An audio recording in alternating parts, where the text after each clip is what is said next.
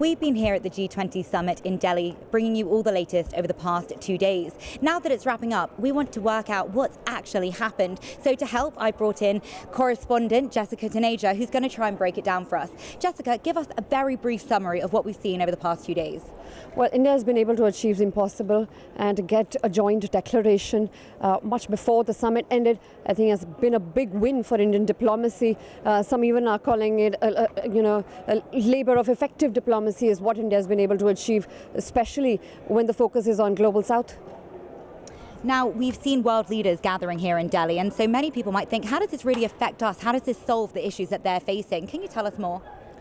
But a lot of things that the deliberations that take place here might be very complex for people to understand. But let me give an example to explain what really does get achieved at such events. Now, the G20 here in New Delhi is probably the 22nd one.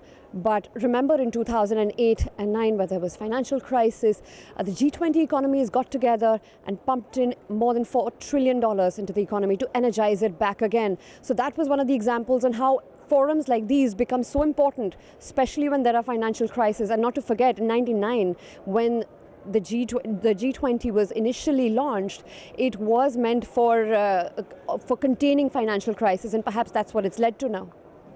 Well, then finally, everyone's going home. We've seen world leaders start to depart from India. What happens now?